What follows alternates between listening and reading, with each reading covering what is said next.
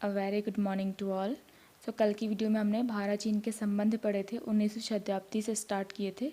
अगर वो वीडियो आपने नहीं देखी हो तो आप पहले उसको देख लीजिए, ये पूरा याद किया था हमने। ठीक है, अच्छा टारगेट था उसको वर्तमान तक कवर करने का, बट जितना पॉसिबल हुआ उसको हमने जल्दी जल्दी ख़त्म किया। ठीक है, स्टार्ट करते हैं कल की वीडियो के बाद से। कल हम पहुंच गए थे 2014 पे। ठीक है, मोदी जी की सरकार आ चुकी थी और मोदी जी ने किसको, शी जिनपिंग, जो उस टाइम वहाँ के राष्ट्रपति थे, हालांकि उन्होंने खुद को अब हमेशा के लिए वहाँ का राष्ट्रपति नियुक्त कर लिया है स्वयं ने। ठीक है, कल हमने यहाँ तक पढ़ लिया था कि मोदी जी ने शी जिनपिंग को अहमदाबाद इनवाइट किया था। ठीक है, कई समझौते भी हुए थे, हालांकि मोदी जी भी गए थे चीन की यात्रा पे। ठीक है, अच्छा आपने ध्यान दिया होगा मोदी जी का एक एजेंडा चलता है, वो किसी भी देश की यात्रा पे जाएं तो उसके धार्मिक स्थल पर वो पहले जाते हैं, है ना। बिफोर मतलब उनकी राजधानी जाने से पहले उनके धार्मिक स्थल पर, है ना। चीन की राजधानी क्या है, बीजिंग। ठीक है, पर मोदी जी जो है जब यात्रा पे जाते हैं तो चीन के भी उस धार्मिक प्लेस पे गए हैं। अच्छा, इसके पीछे कुछ मानसिक लॉजिक है। हाँ, क्यों? क्योंकि धर्म एक ऐसी चीज़ है जो किसी व्यक्ति को आकर्षित कर सकता है। ठीक है, मोदी जी सिर्फ उनके राजनीतिक संबंध नहीं बल्कि उनकी जनता से संबंध स्थापित करना चाहते थे। उनके मन में, उनके मानसिक में की मनोवृत्ति में भारत की एक छवि जो पॉजिटिव हो ऐसी बनाना चाहते हैं। ठीक है, तो ये बहुत अच्छा और सकारात्मक दृष्टिकोण है। ठीक है, अच्छा हम अपने पॉइंट पे आते हैं। हम तनाव की बात करें तो 2014 से कभी रिलेशन पॉजिटिव, कभी नेगेटिव और कभी न्यूट्रल बने रहे। ठीक है, अच्छा हम मेन चीज़ों की बात करेंगे, है ना।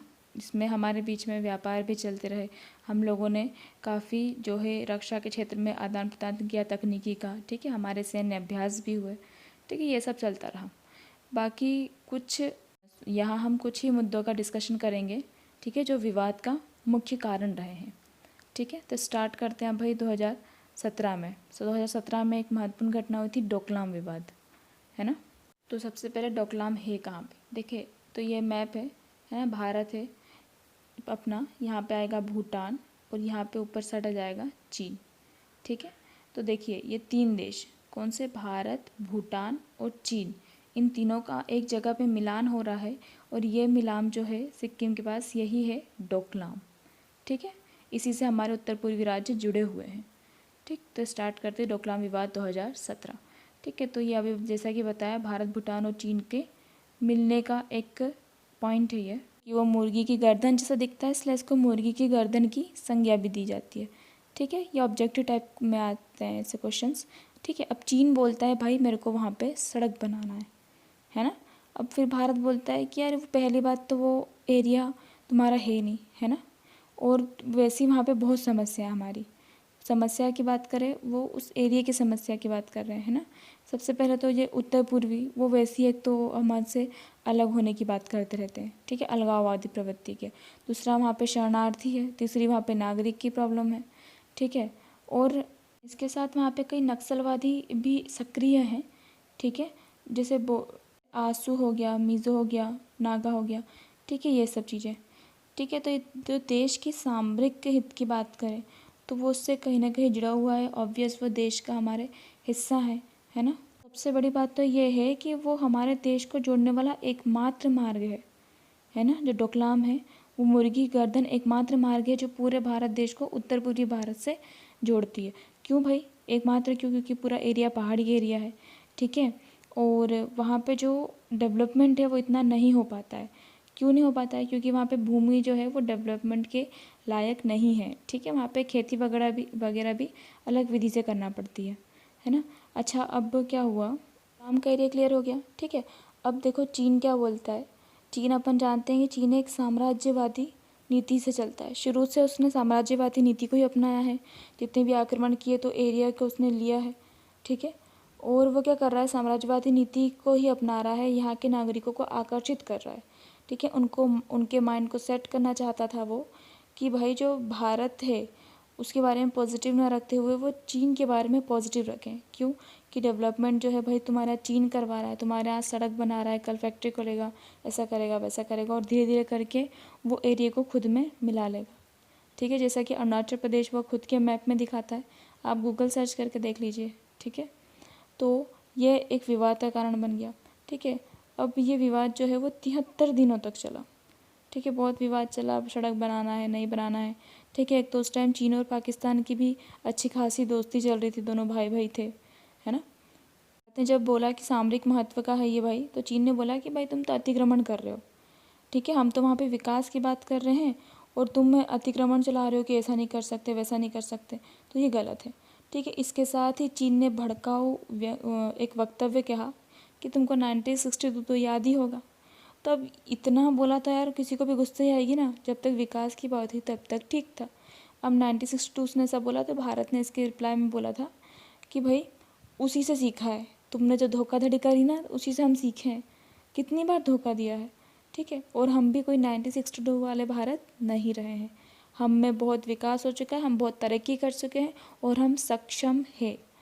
ठीक है, तो ये जवाब मिल गया था। अब भाई विवाद चलता रहा। ठीक है, 2 मंथ तक चला, कागजी विवाद भी बहुत चला, न्यूज़ में अलग अलग चीज़ें छपती रही। उसके बाद ये जिस तरह से ख़त्म हुआ। अच्छा ठीक है, ये ख़त्म हो गया। उसके बाद क्या हुआ, ने बोला यार चलो ठीक है, एक काम करते, दूसरा तरीका सोचते हैं। तो उसने श्रीलंका में हम्बनटोटा बंदरगाह का नाम सुना होगा। तो ये हम्बनटोटा बोलते हैं कि हम श्रीलंका में हम्बनटोटा को विकसित करेंगे। ठीक है, अच्छा ये हम्बनटोटा का क्या है। अब भारत ने फिर इसका विरोध किया, तो चीन बोल रहा है यार मैं तुम्हारे यहाँ थोड़ी ना कर रहा हूँ, मैं तो श्रीलंका में कर रहा हूँ। तो भारत बोल रहा है कि श्रीलंका कितना दूर है हमसे, हमारे नीचे तो है, और श्रीलंका तो वैसे अविकसित है। ठीक है, जैसे देखो ये समझ में आ गया था अपन को। यहाँ पे अगर वो सड़क बनाता तो यहाँ से वो डायरेक्ट कनेक्ट किससे हो जाता, पाकिस्तान से। ठीक है, तो उनकी सिल्क रूट वगैरह जो पहले की थी वो भी स्टार्ट हो जाती और भी सामान जो उनके चलते रहते। तो कुल मिला के लोग अपन को घेरने का काम कर रहे थे। ठीक है, थोड़ा अगर लॉजिक से सोचा जाए तो। अच्छा देखो, यहाँ से घुस नहीं पाया तो उसने क्या रास्ता देखा, नीचे श्रीलंका का। ये अपन नीचे साइड जाते हैं साउथ में, यहाँ पे श्रीलंका। ठीक है, श्रीलंका के यहाँ पे उन्होंने बोला कि हम यहाँ पे हम्बनटोटा को विकसित करना चाहते हैं। और उन्होंने श्रीलंका को बोला कि भाई हम तो तुम्हारा विकास कर रहे हैं, वहाँ पर डेवलपमेंट करेंगे वगैरह वगैरह। ठीक है, एक तो वहाँ पे और श्रीलंका में उस टाइम धमाके भी हो ही रहे थे, तो वो अलग परेशानी था। ठीक है, ध्यान देना कि चीन जो है वो यहाँ पे बंदरगाह बना रहा है, बांग्लादेश में बना चुका है। ठीक है, म्यांमार में बना रहा है, मालदीव में बना लिया है। ठीक है, अब श्रीलंका में बना रहा है। तो ऐसे करके दिख रहा है आप, जो हमारा इस साइड का एरिया है बंगाली खाड़ी का, हमको घेर रहा है। ठीक है, देखो इसमें समझो, उसमें थोड़ा खिचड़ी बन रहा है। ये भारत का नीचे का रहा है, प्रायद्वीपीय भारत, और नीचे श्रीलंका। कि अभी मैप में बताया चीन क्या कर रहा है, इसकी नौसेना की मोतियों की माला बना रहा है। मोतियों के माला बना के वो हमको 3 तरफ से घेर रहा है, क्योंकि ऊपर से तो हम घेरने नहीं दे रहे, है ना। तो वो हमारे देश में एंटर ना करते हुए हमारे देश को बाहरी बॉर्डर से घेर रहा है। ठीक है, अच्छा देखो उसने कहाँ कहाँ पे बनाए हैं, नाम लिख लो उसको अपनी कॉपी में, ये आते हैं ऑब्जेक्टिव में भी। ठीक है, तो म्यांमार में उसने सितवे बंदरगाह बना लिया है। ठीक है, बांग्लादेश में उसने गांव बंदरगाह बना लिया है। ठीक है, उसके बाद आता अपना श्रीलंका में तो हम्बनटोटा वो बना ही रहा है। ठीक है, उसके बाद एक इधर साइड आता है अपना मालदीव। ठीक है, तो मालदीव में कौन सा बना रहा है वो, मराव द्वीप। ठीक है, मराव द्वीपीय बंदरगाह बना रहा है, और पाकिस्तान में बना चुका है गवादर बंदरगाह। ठीक है, तो दिख रहा है आपको, तो ये पूरा हमको घेरने का काम कर रहा है। अब भाई अपन को पता है कि मजबूर है, क्यों मजबूर है। ठीक है, क्योंकि देखो चीन से उसने इतना लोन लेके रखा, इतना कर्जा लेके रखा था कि चीन ने क्या किया कि मैं ये बना देता हूँ वो बना देता हूँ, और ऐसा कर करके उनसे बेचारों से ज़मीन तो ले ली, पर वहाँ पे उनको भी पता था कि श्रीलंका के लोग पैसे वापस नहीं कर पाएंगे तो लोन बढ़ता जाएगा। ठीक है, तो लोन बढ़ता गया और फिर उन्होंने क्या किया, श्रीलंका के एरिया पे एक आधिपत्य स्थापित करने लगे। वो भारत इनके माइंड गेम को समझ रहा है, इसलिए इसका इनका विरोध किया था। ठीक है, भारत ने भी वहाँ पे अपने सैन्य जो संगठन वहाँ पे स्थापित कर दिए हैं, जहाँ पे चीन बना रहा है श्रीलंका में, है ना। उसको श्रीलंका कोई प्रॉब्लम नहीं है। ठीक है, अब देखो लास्ट हम आ गए पर कोरोना पे। अब कोरोना जो है वो वैश्विक महामारी चल रही है।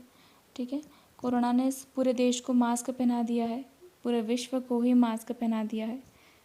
इस पर कई देशों के आरोप भी है कि भाई ये जो है कोरोना वो चीन की ही देन है। अच्छा हम बात करें तो हम एक चीज़ समझ गए। ठीक है, मतलब एक चीज़ तो हमको पता है कि देखो दुश्मनी से कुछ लाभ नहीं होता है, पर हमने हाथ बहुत बार बढ़ाया, है ना। हमने दोस्त बनाकर भी देखा, पर उससे क्या हुआ, हमको कुछ मिला नहीं मिला, हर बार धोखे ही मिले। ठीक है, और चीन खुद तो मास्क पहनता है, मतलब खुद का तो चेहरे हैं उसके, उसने पूरे विश्व को ही मास्क पहना के रखा है। दूसरों को मतलब कोई अपन को एक बार धोखा देता है तो हम भी फिर धोखा देना सीख जाते हैं कि हाँ ऐसे करते हैं चीट, ठीक है। अच्छा फिर क्या है, चीन इसको बोलते हैं कि चीन जो है जैव आतंकवाद स्थापित करना चाहता था, इसलिए कोरोना बना रहा था, ठीक है। कोई कोई बोलता है कि भाई एक्सपेरिमेंट कर रहे थे तो उसमें कोरोना ईजाद हो गया, ठीक है। कोई बोलता है कि भाई वो जानवरों से फैला है तो जानवरों को मारो, जानवरों को मत खाओ, मांस मत खाओ, ठीक है। ये सब चीज़ें जो हैं पर अभी कन्फर्म नहीं है कि कोरोना आया कहाँ से, हालांकि देन चीन ही है, ठीक है। अच्छा देश की बात करें तो पूरे विश्व में फैला हुआ है, तो भारत ने फिर भी मानवता के नाते चीन की हेल्प करी थी, ठीक है। भारत ने चीन को दवा भेजी थी और चीन ने उसके रिटर्न में हमको पीपीटी किट भेजी जो कि ख़राब थी, है ना। इसके अलावा एक और दवा है हिपैरिन, उसका नाम सुना होगा आपने, ठीक है। तो हिपैरिन जो है वो भी इसके ट्रीटमेंट में हमारा मतलब बहुत अभी उसकी नीड पड़ रही थी, ठीक है। तो उसका इम्पोर्ट अपन कहाँ से करवाते थे, चीन से, है ना। इसका इम्पोर्ट होता था तो चीन ने क्या किया, उसका जो रेट है उसको कितना प्रतिशत बढ़ा दिया, 211% तक उसको बढ़ा दिया, ठीक है। तो ये एक चीज़ उसने बुरी करी हम फिर हमारे साथ, मतलब बुरे वक्त में और बुरा करने का काम चीन ने हमारे साथ हमेशा से किया है, ठीक है। अच्छा इसके बाद और देखिए तो चीन और पाकिस्तान जो है वो दोनों मिलके को किसी तरीके से झुकाना चाहते हैं, ठीक है। देखिए अभी जो करंट की और जो न्यूज़ वगैरह चल रही है, ठीक है, तो उसमें क्या चल रहा है कि दोनों कैसे मिलके काम कर रहे हैं। देखो अभी जो पाकिस्तान है उसने भी हमारे जम्मू कश्मीर के एरिया के पास, मतलब अपने जो लाइन ऑफ कंट्रोल है उसके पास अपने 20,000 सैनिकों की तैनाती कर दी है, ठीक है। 20,000 बहुत होते हैं, ठीक है। और उनके न्यूज़ उनसे पूछा तो वो बोलते हैं कि नहीं नहीं ऐसा कुछ भी नहीं है, सब गलत चीज़ें हैं, ठीक है। अच्छा अब चीन क्या कर रहा है, चीन भी कम नहीं पड़ रहा है, उसने भी है ना लद्दाख में, जो लद्दाख की बॉर्डर है उसके पास अपने सैनिकों की तैनाती कर दी है, 20 से 30 हज़ार सैनिक तैनात कर दिए हैं।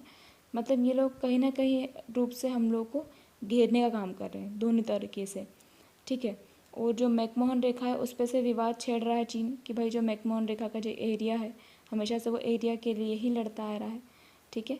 लद्दाख में जैसे अक्साई चीन है, पेगोंग झील है, यहाँ पे इस एरिया की बात कर रहे हैं हम, यहीं पे है मैकमोहन रेखा, ठीक है। कि इसके पहले ही बताया था क्लियर नहीं है क्योंकि पहाड़ी क्षेत्र है और झील का एरिया भी आ गया है तो उसको क्लियरली नहीं बता पा रहे हैं हम। अब भारत और चीन के मध्य जो लाइन ऑफ एक्चुअल कंट्रोल है तो वो किसके बीच में है, एक तो गलवान घाटी है, अब ये न्यूज़ में बहुत आ रही है ना, गलवान घाटी है, पेगोंग झील है, ठीक है। तो ये इनके लाइन ऑफ एक्चुअल कंट्रोल में आती है, ये स्पष्ट लाइन नहीं बन पा रही है, ठीक है, क्योंकि एक तो पहाड़ी एरिया है और नदी मतलब ये झील वगैरह है तो उसमें लाइन स्पष्ट नहीं है ना। तो देखो ये जो थी इसको फिंगर के उसमें डिवाइड कर दिया, जो पहाड़ियाँ थी 8 पहाड़ियाँ हैं, इनको फिंगर का नाम दिया है, जैसे 1 2 3 4 5 6 7 8, ये 8 फिंगर्स है, ठीक है। यहाँ पे भारत है, यहाँ पे चीन है, ठीक है। अब देखो यहाँ पे जो लाइन ऑफ एक्चुअल कंट्रोल उसके बारे में दोनों देशों में अलग अलग मत है, ठीक है। सबसे पहले भारत क्या बोलता है, जो लाइन ऑफ एक्चुअल कंट्रोल है वो 7 के बाद से निकल रही है, मतलब इतना एरिया हमारा है 7 फिंगर तक, ठीक है। अब चीन बोलता है नहीं भाई वो 4 के बाद निकल रही है, मतलब इतना एरिया हमारा है, तो ये जो बीच के एरिया बच रहे हैं 5 6 7, ठीक है। तो ये क्या है, विवाद का कारण बना हुआ है, ठीक है। अच्छा और जो सैनिकों की झड़प हुई थी वो इसी बीच में हुई थी, ठीक है। मेरी जो झड़प हो गई थी वो एक जनरल की मृत्यु के बाद स्टार्ट हो गई थी ज़्यादा, ठीक है। सिर्फ एक यही नहीं है कारण इतने बड़े विवाद का, ठीक है। तो पहला तो एक कि भाई सैनिक झड़प चल रही है वहाँ पे, तो ठीक है। और दूसरी चीज़ जो नाथुला दर्रा है, कहाँ पे है, सिक्किम में, जो नाथुला दर्रा है वहाँ पे पथराव देखा गया, ठीक है। इसके अलावा जो गलवान घाटी है वहाँ पे भी चीनी घुसपैठियों को देखा गया, ठीक है। तो ये सब मिलजुल के ही एक बड़े विवाद का कारण बना हुआ है, ठीक है। और देखिए वैसे ही कोरोना का काल चल रहा है, सभी बहुत परेशान हैं, हम भी इसमें परेशान ही हैं, पूरी वैश्विक महामारी चल रही है, ठीक है। तो इसलिए ये सब चीज़ों को शांत करने के लिए जो मेजर जनरल्स है आर्मी के, उनकी 6 जून को मीटिंग भी बैठी थी, ठीक है। तो मीटिंग में उन्होंने बोला कि जो सैनिक है उनको पीछे हटाया जाए, ठीक है। किसी विपट और विपरीत परिस्थितियों में लड़ाई झगड़े को साइड में रख साथ में काम किया जाए, ठीक है। ये कहाँ पे हुई थी, दौलत बेग ओल्डी पे हुई थी, ठीक है। फिर मीटिंग ख़त्म होने के बाद अभी देखिए करंट में न्यूज़ चल रहा है कि क्या जो 3 जगह हैं, 3 जगहों के नाम याद रखना, ठीक है। उसमें से पहली जगह आ जाएगी, ये अपनी 6 जुलाई की ही न्यूज़ है। जो पहली आएगी गलवान घाटी, ठीक है, गलवान घाटी। दूसरी आ जाएगी हॉट स्प्रिंग, ठीक है। और तीसरा आ जाएगा गोगरा पॉइंट, ठीक है। तो इन प्लेसेस पे जहाँ पे सैनिकों की तैनाती थी, वहाँ से सैनिकों को पीछे हटने का आदेश दिया गया, ठीक है। तो हालांकि जो चीनी सैनिक है वो भी पीछे हटे हैं, परंतु उनके वापस आने की संभावना हो सकती है, क्योंकि पीछे हटने का कारण ये भी हो सकता है कि बर्फ़ पिघल रही हो, पानी का स्तर बढ़ रहा है, तो वहाँ पर सैनिकों के रहने करने के लिए थोड़े असुविधा हो, ठीक है। तो हमारे भारतीय सैनिक भी ज़्यादा आगे तक नहीं गए हैं, वो वहीं पर खड़े हुए हैं, क्योंकि अभी हमें भी पता है कि चीन का नेचर कितना स्वार्थी और नकाबी है, ठीक है। तो कभी भी आपस में फिर से मिल सकते हैं, लड़ाई हो सकती है, ठीक है। अच्छा, कंक्लूज़न क्या निकलता है इस वीडियो से, ठीक है। आपने विवाद पढ़े, रिलेशंस पढ़े, इन सब से हमको क्या समझ में आ रहा है कि जो भारत है भाई, वो उदारवादी नीति का रहा है, शुरू से उदारवादी नीति का रहा है, और चीन साम्राज्यवादी नीति का रहा है, ठीक है। भले उसने गुटनिरपेक्ष और पंचशील जैसे उस पर हस्ताक्षर किए, पर साम्राज्यवादी नहीं छोड़ी, ठीक है। दूसरी चीज़, हम नेतृत्वकर्ता की बात करें, जवाहरलाल नेहरू जी हो गए, ठीक है। फिर उसके बाद लाल बहादुर शास्त्री जी हो गए, अभी मोदी जी हो गए। इन सभी ने हमेशा से उदारवादी नीति का पालन करते हुए शांति स्थापना हेतु हाथ बढ़ाया, किंतु क्या मिला हमें? उस हाथ के साथ धोखा, ठीक है। हमेशा हमें धोखा ही मिला है। आपने देखा होगा, जितनी बार भी हमने हाथ बढ़ाया है, हमको कभी फ़ायदा नहीं हुआ है, ठीक है। वो फ़ायदा, वो केवल खुद का फ़ायदा देख कर ही अपनी साम्राज्यवादी नीति को लागू करते हुए आगे बढ़े हैं, ठीक है।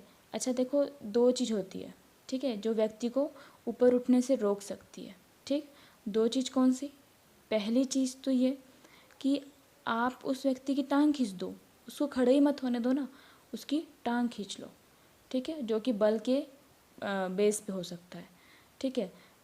दूसरी चीज़ क्या हो सकती है कि टांग क्यों खींच रहे हो, उसके सामने अच्छा बनो और उसको व्हील चेयर गिफ्ट कर दो, ठीक है। अच्छा, व्हील चेयर गिफ्ट कर दो मतलब क्या?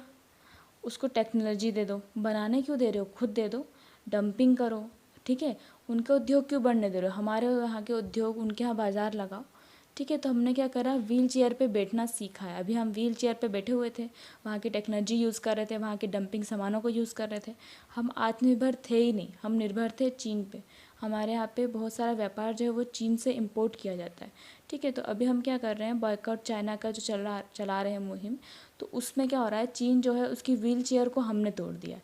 हम सब व्हील चेयर से उठ रहे हैं, ठीक है। तो चीन को बहुत ज़्यादा नुकसान हो रहा है, ऊपर से कोरोना भी चल रहा है, ठीक है। तब ऐसे में क्या हो रहा है, जो आर्थिक स्थिति है वो सभी की कमज़ोर हो चुकी है, इंक्लूडिंग चीन एंड भारत, ठीक है। अब व्हील चेयर तो बची नहीं, तो भाई उनके पास दूसरा ऑप्शन क्या बचा, टांग खींच लो, ठीक है। अब टांग किस बेस पे खींचेंगे, बलपूर्वक, साम्राज्यवादी, उग्रवादी नीति से, ठीक है। तो उन्होंने क्या किया, जो लाइन ऑफ एक्चुअल कंट्रोल है, तो चीन के अनुसार वो कहाँ से स्टार्ट हो रही है, फोर्स से स्टार्ट हो रही है। तो वो ऐसा क्यों बोल रहा है, क्योंकि उसको एरिया चाहिए उतना, अगर वो इतना मिल जाएगा उसको जैसे तैसे करके, भारत मान जाता है सीधा साधा बनकर, तो उतना और उसको एरिया मिल जाएगा, ठीक है। अच्छा, दूसरी चीज़ हमने इसमें पढ़ा, दौलत बेग ओल्डी का नाम पड़ा है, ठीक है। तो ये क्या है, सबसे ऊंची हवाई पट्टी है। अच्छा, ये जो ऊंची हवाई पट्टी है, इससे नियंत्रण बहुत आसानी से किया जा सकता है लद्दाख सियाचिन के एरिए पे, इसलिए वो इस पर भी नियंत्रण स्थापित करना चाहता है, ठीक है। अच्छा, तीसरी चीज़ कि कोरोना जैसी बीमारी के लिए इमेजिनरी दवाओं का प्रसारण कर रहा है, हालांकि कोई दवा बनी नहीं है, ठीक है। तो इस प्रकार हमारी टांग खींचने की काम कर रहा है, ठीक है। तो इस चीज़ को समझो आप लोग कि ये चीज़ करना क्या चाहता है चीन हमारे साथ, ठीक है। तो ये पूरी जितनी चीज़ें हैं, हम उसकी व्हील चेयर पे बैठेंगे और ना हम उसे टांग खींचने देंगे, क्योंकि अब हम सक्षम हैं, हम भी तकनीकी के रक्षा के क्षेत्र में, सैन्य के क्षेत्र में सक्षम है, हम आत्मनिर्भर बन सकते हैं, ठीक है। रोकने वाला कोई नहीं। अच्छा ठीक है, आपको एक चीज़ बताती हूँ, देखो हम आत्मनिर्भरता की बात कर रहे हैं, हमारे देश को आत्मनिर्भर करने से पहले हमको शुरुआत कहाँ से करना है, व्यक्तिगत आत्मनिर्भरता से, एक सिंगल व्यक्ति स्वयं से, ठीक है। हमको दूसरे पर नहीं करना है, ठीक है। तो सबसे पहले हम व्यक्तिगत आत्मनिर्भरता को प्राप्त करेंगे, उससे हमारी शारीरिक आत्मनिर्भरता बढ़ेगी, जिससे कोरोना से लड़ने में हमको मदद मिलेगी। दूसरी, शारीरिक के बाद हम आती है हमारी मानसिक।